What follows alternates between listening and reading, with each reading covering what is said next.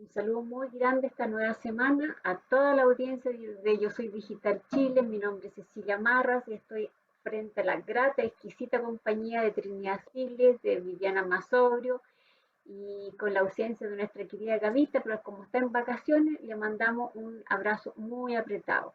Vamos por el capítulo 86 y queremos saludar como siempre a nuestra querida Elda Odicio, nuestra amiga argentina. Gracias por tus comentarios en los programas, pues realmente ojalá que los auditores también vayan a ver los comentarios de nuestra audiencia, porque son otra mirada increíble. Aquí hay 4 o 5 miradas, pero nuestros auditores adicionan más, así que vayan a nuestros capítulos a leerla. Nuestra querida Ilka Sosa, que yo sé que no se pierde ningún capítulo, muchas gracias. A Marta Alicia de México, a Jacob también, muchas gracias por acompañarnos esta semana. Así que le doy el pase a nuestra querida Trini para ver qué nos trae esta semana. Adelante, Trini. Muy queridos auditores, amigas, sí, hoy vuelvo con una autora joven, argentina, Samantha Schweblin. Samantha Schweblin vive actualmente en Berlín y después vamos a ir entendiendo la razón de esta decisión. El cuento que les traigo hoy se llama Hacia la alegre civilización. Grüner ha perdido su pasaje y tras las rejas blancas de la boletería se le ha negado la compra de otro por falta de cambio. Cruza las piernas y extiende las páginas del periódico que apuren el paso del tiempo. Llega el tren y Grüner, impotente, ve al hombre de la boletería, que sonriendo le indica al conductor que no se detenga, que nadie ha comprado un boleto. Todo permanece quieto y en silencio, y Grüner se promete que llegando a la capital denunciará lo ocurrido. Un sentimiento de terror y frío incita a todos al silencio, a permanecer acurrucados bajo algún banco de la estación. El hombre de la boletería se acerca para dejarle a él un tazón con un líquido humeante, un remedio milagroso que reanima su cuerpo. Ya llegarían otros trabajadores trayendo cambio. Descubre a una mujer en la puerta del salón de espera que lo invita a pasar y a disfrutar de una comida humeante. Aquel hombre miserable, inaccesible a la hora de comprar un boleto, entra e invita a Grüner a sentarse con ellos. Poco después, le ofrece dormir adentro. No hay más trenes hasta mañana. La hospitalidad no compensa lo ocurrido. Al día siguiente, a la hora del desayuno, descubre allí a otros seres, profesionales, oficinistas, personas que alguna vez estuvieron en su situación. Cho, Kong y Gil, y los dueños de casa, P y Phi, que hoy comparten el trabajo en el campo y en la casa.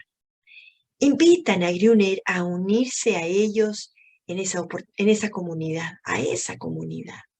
Con los días a él le corresponde el lavado de los platos después de la cena y la preparación de la comida del perro. Desesperado ofrece pagar a cambio de su trabajo. En la noche, Grüner comprende que esta convivencia familiar ha sido parte de una farsa que ha comenzado muchos años antes de su llegada. Quizás hace meses, hace años que están aquí. Quizás sospechan que en la capital ya han perdido a sus mujeres, hijos, trabajo, un hogar, y que ya no creen en la posibilidad de un escape, solo en el penoso consuelo de más días en el campo. Grüner advierte que ya han perdido la esperanza. No obstante, él organiza la fuga de todos y los convence poco a poco de la necesidad de regresar a la capital. Se necesita solo un hombre para hacer la no señal. Será difícil lograr que el tren se detenga. Habrá que rezar porque quizá esa sea la señal de Dios para que el tren se detenga. Finalmente, los brazos de hierro que lo empujan comienzan a disminuir el énfasis de su marcha. Grüner contempla victorioso cómo la dársena se llena de pasajeros. La gente festeja y grita. No pueden creer que han llegado a su destino. Llevaban años viajando.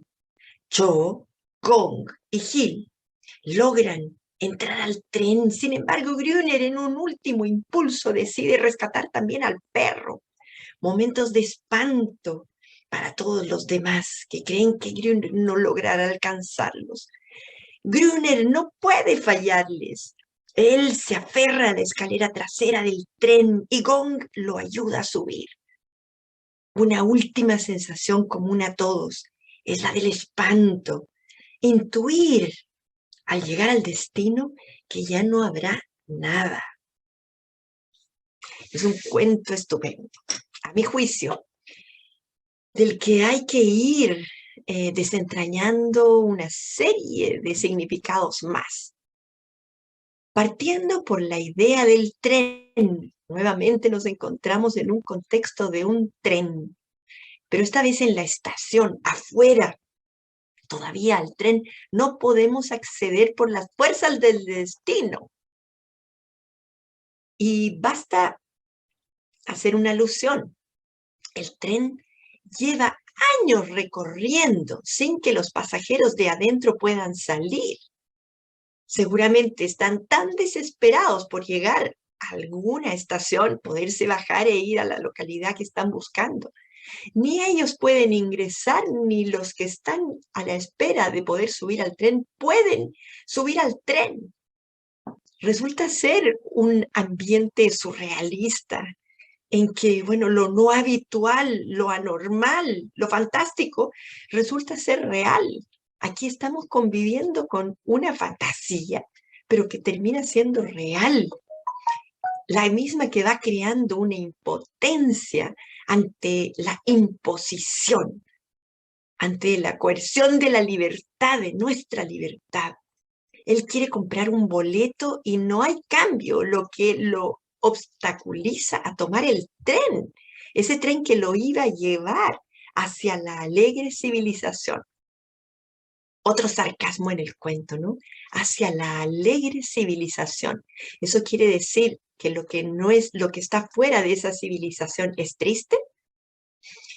Por otro lado, dice que van hacia la capital, todos rumbo a la capital, y una capital con mayúscula, indicando la fuerza de que tienen las metrópolis, ¿no? Lo que da la idea que solamente la metrópolis es la que interesa, la que importa.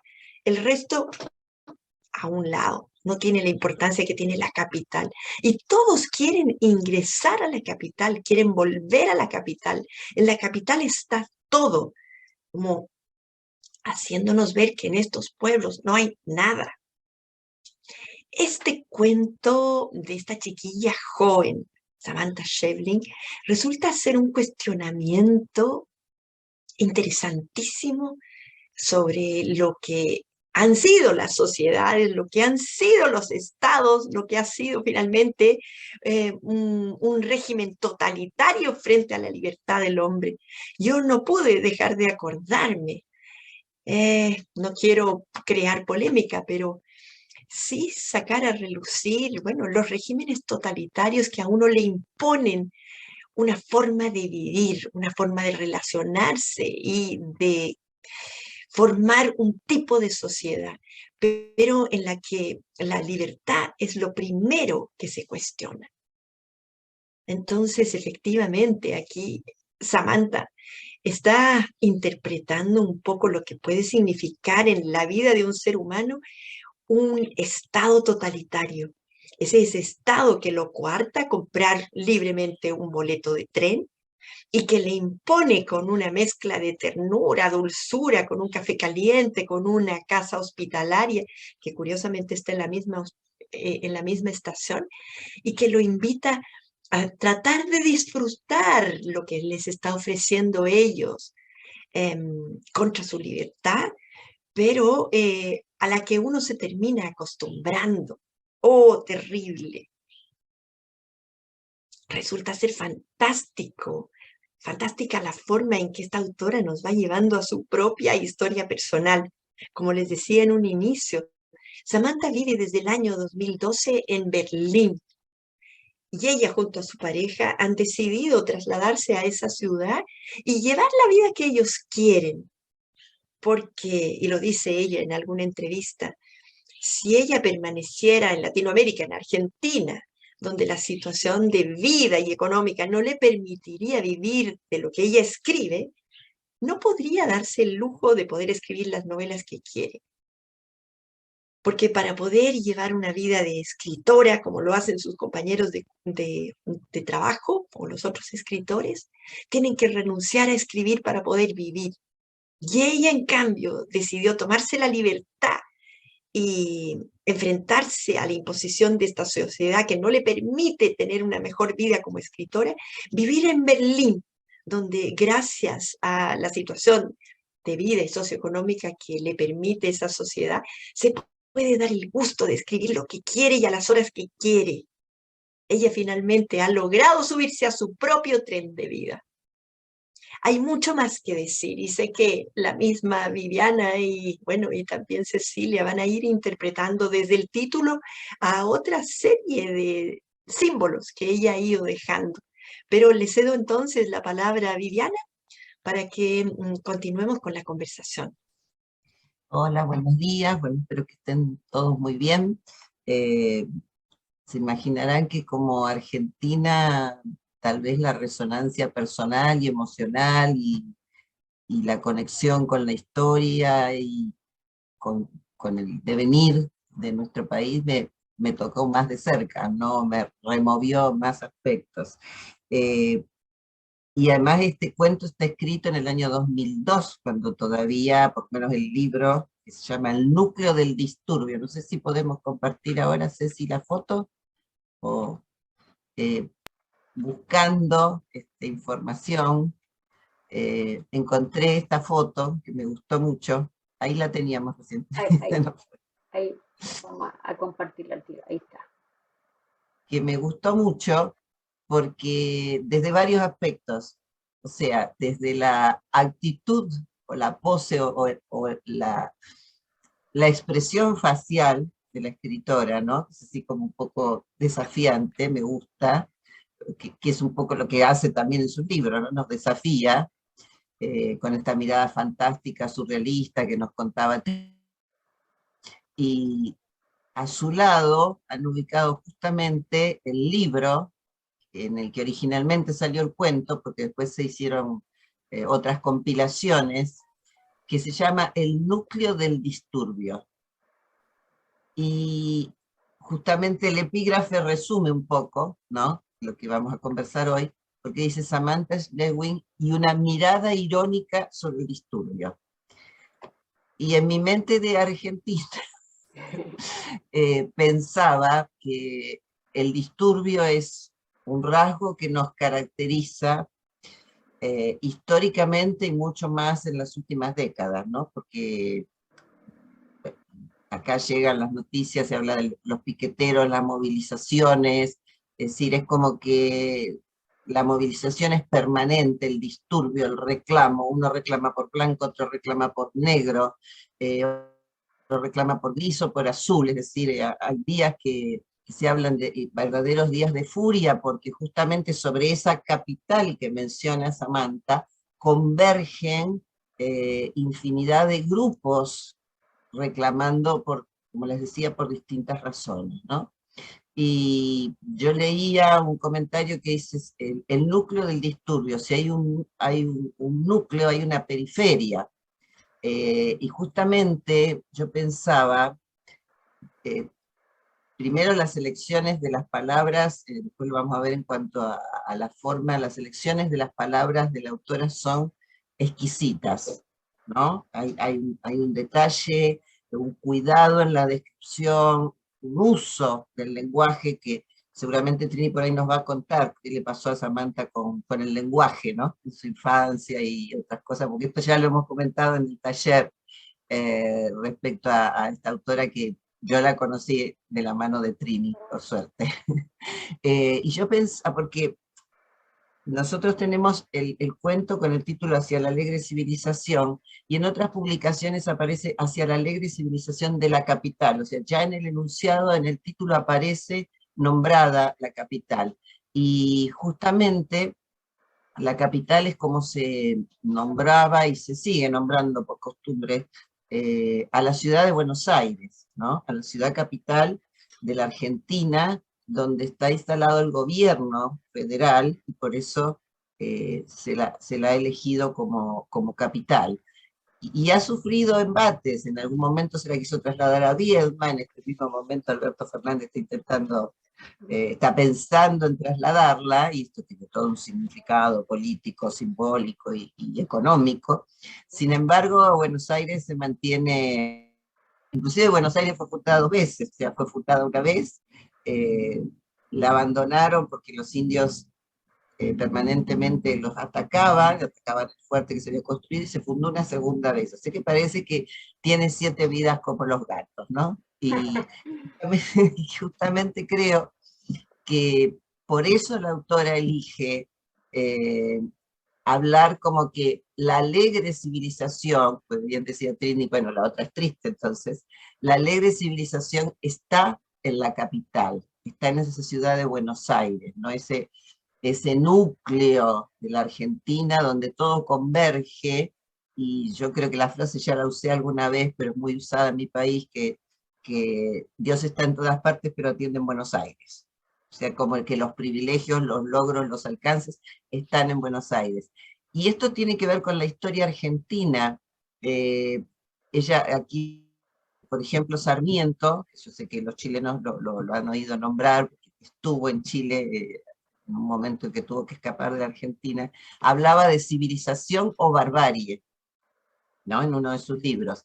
Y se identificó durante mucho tiempo a Buenos Aires, los letrados, los académicos de Buenos Aires, versus la barbarie, que era el interior del país, los caudillos, que gobernaban cada provincia, y ahí aparece otro antagonismo muy común, las provincias y la metrópoli, como cuando usaste la palabra, Trini, parece que hubieras leído nuestros libros de historia, porque Buenos Aires aparece designada siempre como la metrópoli, como si fuera no sé, el paraíso a llegar.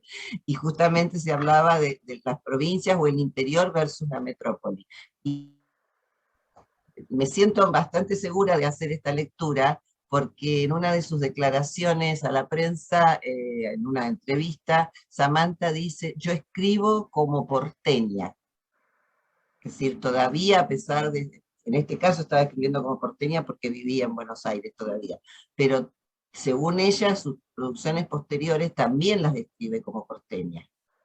Entonces, creo que aparece muy bien retratado, si bien este es uno de los cuentos, pero como hay un núcleo del disturbio que acaece, desgraciadamente, en la ciudad de Buenos Aires. En el interior también hay problemas, pero siempre la vida es más tranquila, más serena, más conectada a la naturaleza, ¿no? Ahora estamos teniendo también problemas en el sur, como los tiene Chile, de enfrentamientos entre los aborígenes y el resto de la sociedad, pero también hay grupos, comunidades aborígenes que conviven en paz y en armonía. Así que bueno, espero haber sido clara con estos aportes que un poco trajeron a la mesa la historia argentina que he ido estudiando y que la mayoría de los argentinos compartimos, y que me apareció así como muy retratada en el cuento. Después seguimos con otras ideas. No, Gracias. que se pasaron, la verdad que las dos, Trini y Vivi, se pasaron porque nos dieron una buena reseña de Argentina, formas de hablar de los argentinos, y qué rico para los auditores porque aprenden mucho más a ver las cosas de ese prisma. A mí me llamó la atención, bueno, los símbolos que ustedes siempre nos indican: el tren, el perro, la ciudad que nadie sale, nadie entra. El perro me da la sensación de que por qué tomaron al perro al final, como que él sentía que era dependiente totalmente de los humanos. Ahí hay algún símbolo que va con la escritora, como que había que rescatar algo de la parte de la humanidad, que había que ser solidario con esa persona que dependía tanto, que en este caso ya lo simbolizó como un perro. Y otra cosa que me llamó la atención, que el protagonista no agradeció el café, no agradeció la sonrisa, no agradeció la comida, él se quería ir. Y me llamó la atención que cómo no iba a haber otra cosa que no fuera un tren, no sé, hacer Cerdeo, un bus. No, se tenía que ir en, él se conformaba con eso, se tenía que ir en tren. Yo creo que tienen que haber otra forma de irse, pero algo lo impedía, que ella lo simboliza con el tren y el vuelto. Como que el vuelto tal vez es lo que dice Trini, el estado que lo obligaba a hacer algo. Ahí hay una simbología muy interesante de la escritora que sería bueno tal vez leer qué nos quiso decir con ella. Y para mí la moraleja del final era que cuando tú estás lejos de la capital, la ves como la ciudad, como dice aquí, la alegre civilización.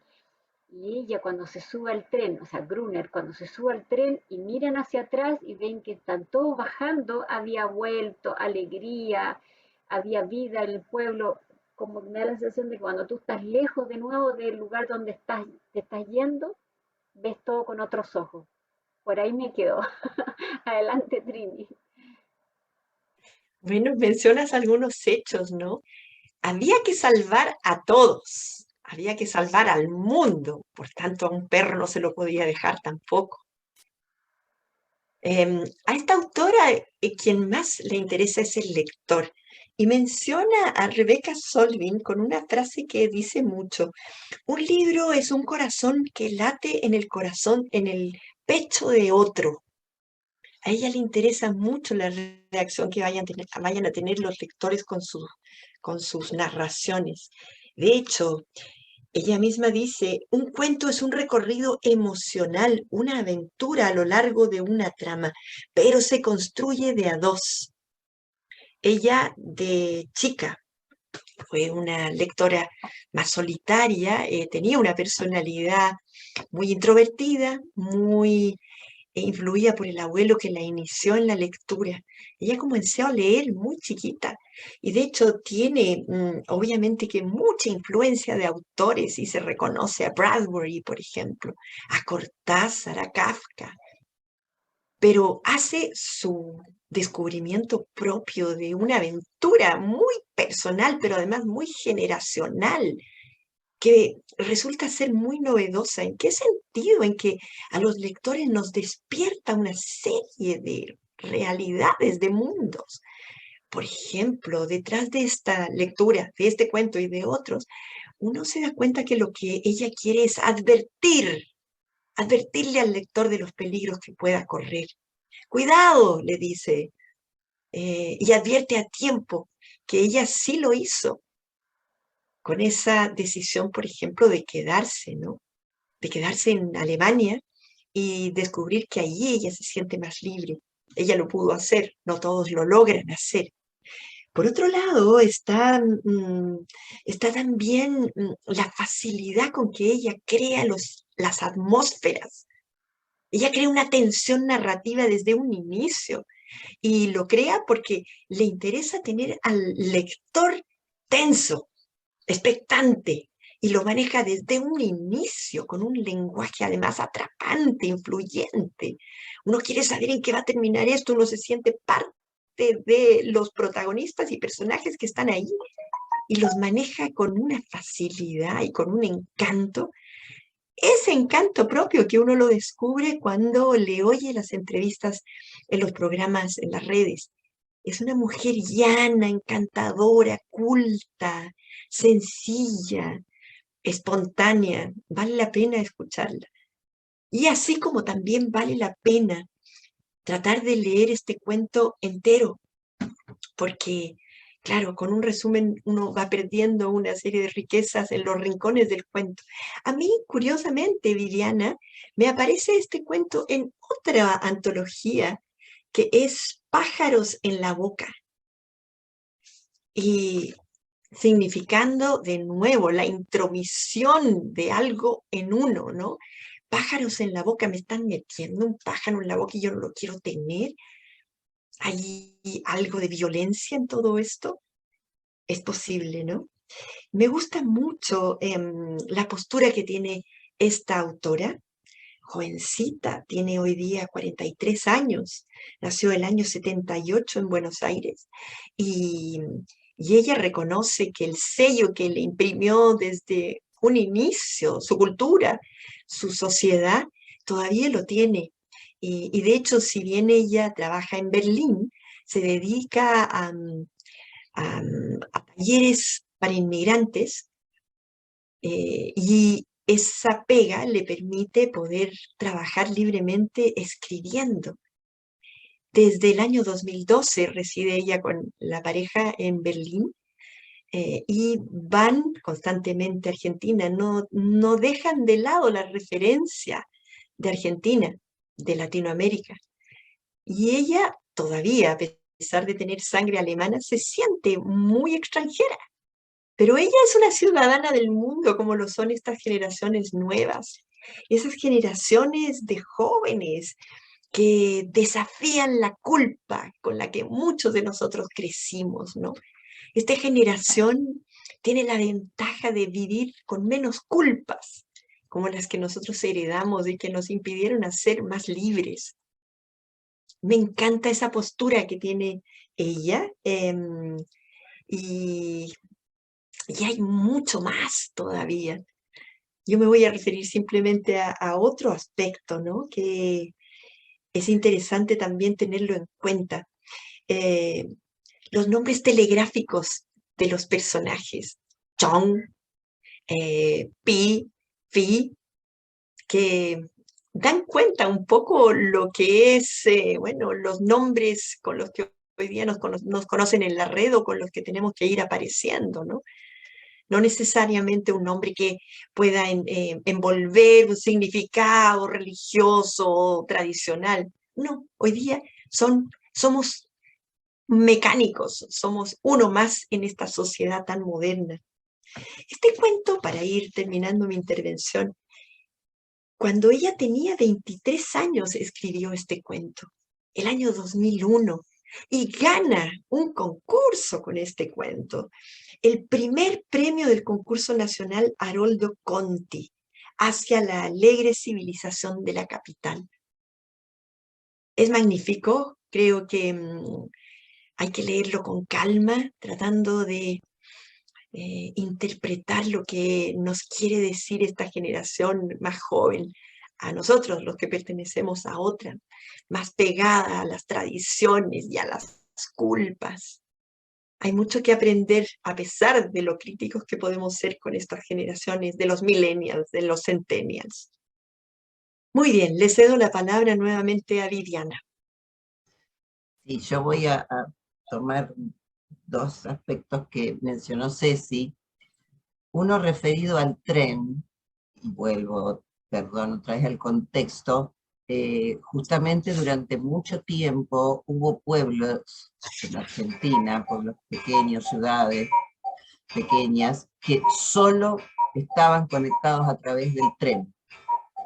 Y hubo un personaje que también en Chile se menciona mucho, que fue presidente, que fue Menem, que decidió cerrar los trenes.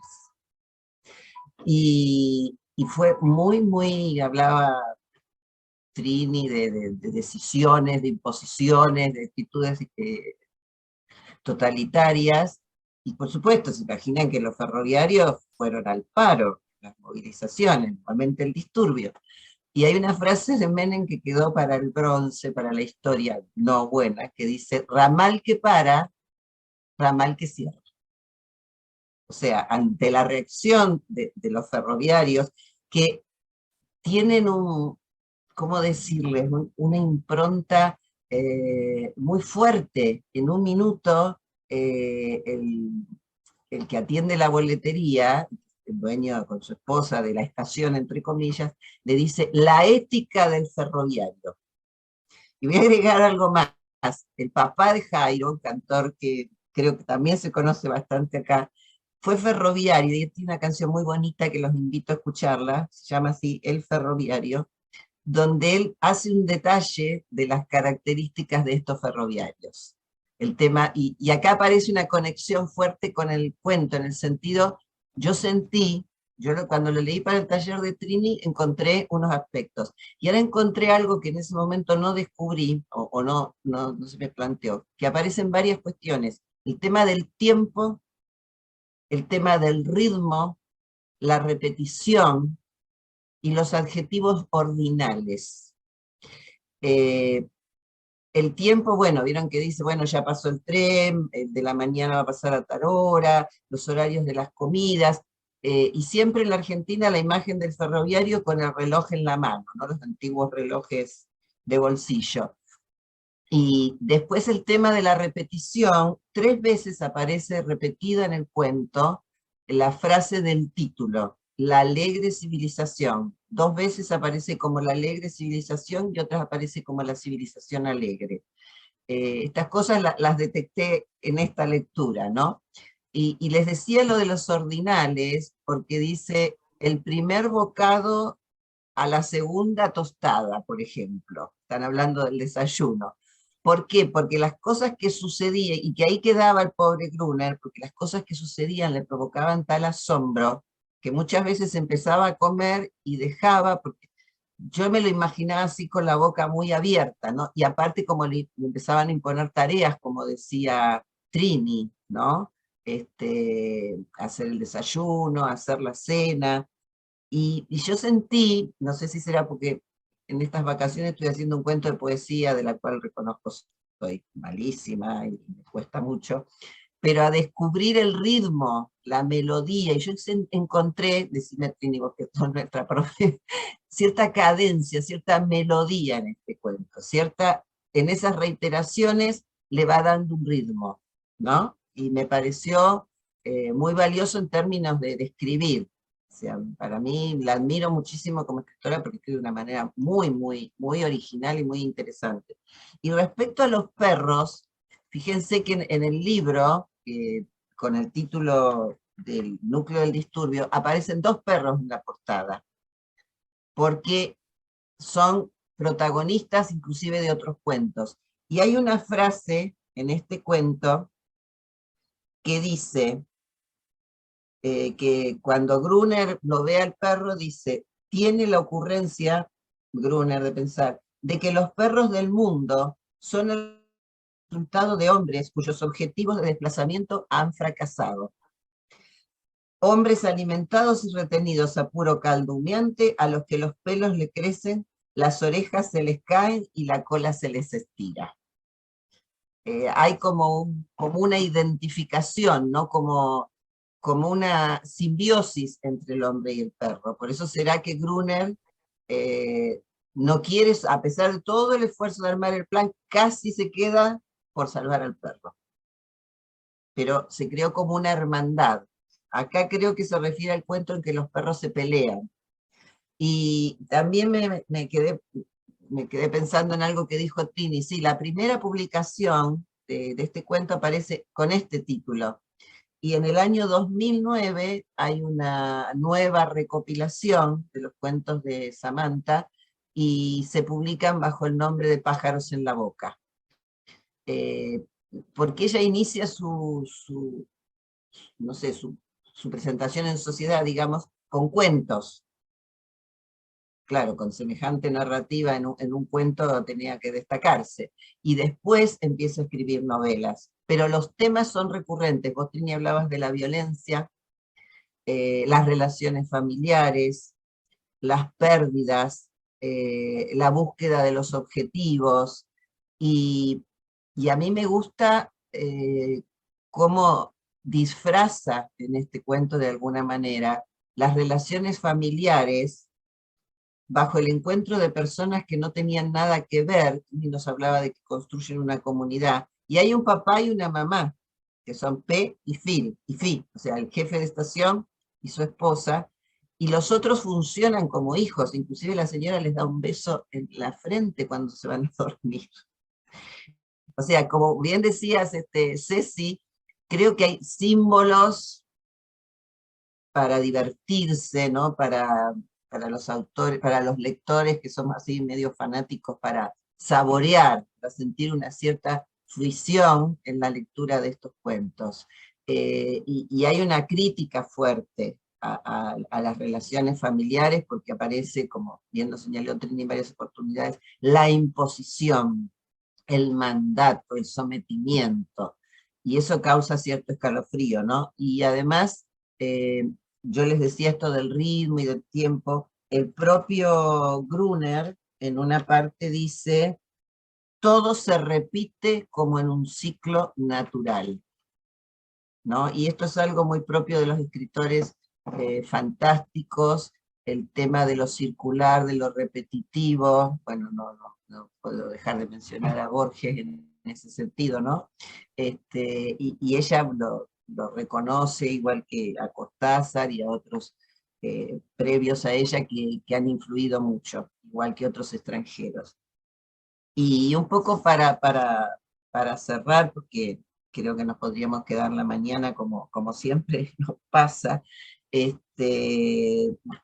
esta sensación de lo irreparable, o sea, de quedar, que a veces creo que a todos nos ha pasado en un momento de la vida, de quedar detenidos en el tiempo, como en un lugar simbólico del que no nos podemos mover por nuestras propias limitaciones, porque la vida no nos lo permite, pero a mí me entusiasma la decisión de estos señores de gestar un plan y huir.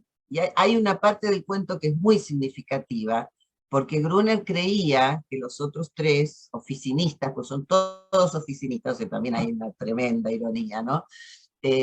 Los otros oficinistas estaban felices, pero un día que van todos a hacer la cama del matrimonio, ellos tienden amorosamente la cama, pero escupen las sábanas.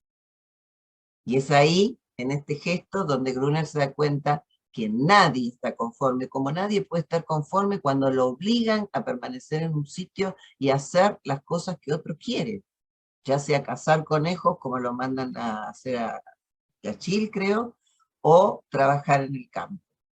Entonces, esa cuestión de la imposición del destino por otra persona, creo que está muy bien pintada, y también la búsqueda de la huida, que no se produce, porque se suben al tren y el tren sigue dando vuelta. Entonces ahora salieron de la estación, del atrapamiento en la estación, pero están atrapados en el tren. Sí, la verdad los invito a leer porque me imagino los comentarios de los oyentes respecto a este cuento, que nos van a enriquecer un montón. Gracias y perdón por si me extendí un poco. No, Vivi, gracias, porque realmente gracias a lo que tú nos estás contando nos damos cuenta que ella se refiere a la Argentina, seguramente que en un minuto el tren era el único vía que había de conexión y no había otro medio. En realidad no hay cómo saberlo si tú misma no nos cuentas. A mí me da la sensación de que el señor que está en la boletería juega dos papeles, un poco tal vez del Estado, el que no quiere vender el boleto para que la gente no salga y los tiene reprimidos, y después cuando termina su jornada, él se vuelve el hombre humano, solidario, le tiende el café sin obligarlo, normalmente solamente le pone el café al lado y le dice, hay más, y después la señora se asoma gentilmente a decirle que había sopa, que estaba invitado, y hay una similitud de doble papel del señor de la boletería. Muy interesante, y lo que Vivi también decía, ramal que para, ramal que se cierra. Entonces también ahí está la historia de la Argentina que ella vivió. Muy interesante, me encantó el cuento, la verdad que hay hartos personajes entre líneas, los oficinistas, como decían ustedes, los perros, el tren, la vida misma, y, y un poco tal vez tener un foco de salir de ahí, pero ¿a qué? ¿Cierto? Si al final me da la impresión de que en la ciudad que estaban se podía vivir bien. Bien interesante, me gustaría ver si buscamos después un video donde ella está, y les quiero mostrar, cuando le había comentado a las chicas la foto de ella. Vamos a ver si la puedo buscar así rapidito por acá. Estaba aquí, exactamente. Aquí está la foto de ella, la vamos a ver al tiro. Vamos a compartir. Aquí están las imágenes de ella en varias posiciones. En realidad una chica muy atractiva, muy sugerente, como decía Vivi, muy en esta posición muy como que quiere decir cosas con su mirada, con su posición, esa posición que tiene de lado. Aquí hay otra. Muy, muy buena. Bien inquisidora, como bien. Y aquí, en la parte de Wikipedia, yo estaba viendo que. ¿Se ve Wikipedia ahí? Sí. Sí, ya. Estaba viendo que ella estudió otra cosa, nada que ver, carrera de diseño de imagen y sonido en la Universidad de Buenos Aires. Y después ya empezó, seguramente paralelamente escribió su primer libro, donde ganó el Fondo Nacional de las Artes. Pero tiene montones de premios para que los auditores la busquen. El premio Juan Rulfo, que lo hemos hablado un montón de veces, el premio Tigre Juan, el premio Narrativa Breve, Rivera de Duero, el premio Casa de las Américas. La verdad que una autora que yo no conocía, me encantó, muy interesante. Así que para que nuestros auditores la busquen en las librerías, muy interesante. Y si tienen preguntas que hacerles de otros libros de ella, por supuesto, háganlo llegar al correo o al canal de YouTube de Yo Soy Digital Chile, y ahí Trini y Vivi nos pueden ayudar a las preguntas. Realmente súper, súper bueno. Y ahora lo es. Perdón, Ceci, quería contarles, porque me olvidé, que no sé si corresponde, pero bueno, está en la web, nosotros no lo hicimos, está el libro, El núcleo del disturbio, completo en PDF. Así que si si los lectores quieren leerlo, bien invitados están, está disponible. Gracias, Vivi, muy sugerente, muchas gracias. Y le doy la palabra a Trini ahora para ver qué libro nos quiere recomendar esta semana y despedir el programa. Adelante, Trini. Retomo el hilo y agradezco mucho sus aportes. Efectivamente, Cecilia, ella tiene estudios de diseño gráfico, lo que le han permitido también a ella, bueno, acercarse mucho al cine. Le encanta el cine. Y de hecho, les recomendaba yo hace un momento atrás a Viviana y a Cecilia que buscaran en Netflix una de sus tantas películas. Em, ¿Cómo les dije que se llamaba? La distancia del rescate. La distancia del rescate. Está en Netflix, es muy interesante y ha habido además una sintonía muy estrecha entre la directora y ella. Se han entendido perfectamente. Y asimismo, como le gusta tanto el cine, le gusta mucho la literatura clásica y también contemporánea. Y por lo mismo yo quiero sacar a colación un cuento que está dentro de un libro de nuestro querido Cortázar, Julio Cortázar, que es Bestiario, porque ese libro contiene un cuento que tiene mucha relación con esta historia y que me hubiera encantado que Cortázar hubiera leído este cuento de Samantha Schweblin, que es Hacia la alegre civilización, que es Casa Tomada. Casa Tomada es un cuento que es del año 1951, pero que refiere nuevamente la violencia con que el destino se toma la vida de dos personajes en su propia casa. Y finalmente los van acaparando, los van restringiendo en su casa y ellos se ven obligados a ir cerrando dormitorios y a ir quedándose en un rincón de la casa hasta que finalmente entregan su propia casa y terminan dejando las llaves, soltando las llaves por una rendija de la calle. Ellos no pueden entender lo que ha pasado, pero de nuevo es la intromisión del Estado, de la sociedad, de la vida, del destino, que ha ido restringiendo su propia libertad con una violencia psicológica terrible, porque a ellos no les queda otra. Yo creo que esta autora, y así como toma en cuenta el tema de lo real maravilloso, porque aquí uno puede pensar que es surrealismo, que es real maravilloso, pero efectivamente cuestiona el hecho de que lo extraordinario no tiene por qué ser hermoso o feo, simplemente es novedoso y con eso nos tenemos que enfrentar. Pero me gusta mucho que detrás de su literatura esté esa pulsión por preguntarnos hasta qué punto nos tenemos que resignar con esto novedoso que de pronto ha aparecido ante nuestras vidas. ¿No será que tenemos que reaccionar y no dejarnos llevar por la costumbre o por la comodidad? No, ahí está el desafío, no solo del lector, sino del hombre en este medio tan tecnológico, tan problemático, ¿no? Muy bien, chiquillos, les recomiendo entonces buscar Bestiario de Julio Cortázar y buscar este cuento, Casa Tomada. Y yo cierro mi participación y bueno, espero verlas nuevamente la próxima semana. Muchas gracias y un abrazo. Muchas gracias. Les recordamos que volvemos la próxima semana. El taller de Trini empieza en abril, así que ya empiecen a anotarse pronto. Y no sé si Trini va a seguir con sus talleres en Las Condes también, ¿o no? Sí, en Las Condes, en Providencia, todo sigue, la literatura no se detiene. No para. Así que vayan anotándose y si no saben, nos preguntan por WhatsApp, por correo y nosotros les damos todos los cursos. Pero la mayoría empieza a partir de marzo, ¿cierto, Trini? En abril la católica. Sí, veamos cómo se va dando el famoso COVID este año, ¿no? Yo creo que Porque vamos a desgraciadamente con estos contagios y que se supone que en 2 semanas más va a ser el pic, bueno, mucha gente se está restringiendo nuevamente de participar presencialmente en muchas actividades. Es comprensible, el miedo paraliza, ¿no? hay que seguir cuidándose y si tienen cuentos que nos quieren recomendar y que analicemos acá, escríbanos o mándenos un mensaje por WhatsApp, por YouTube, por donde ustedes estimen conveniente y aquí Trini lo busca con tiempo, así que estamos para ayudarlos a pasar esta pandemia con muy buena literatura y sin pandemia también.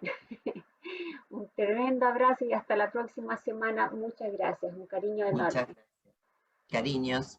Chao, chao. Adiós. Un abrazo.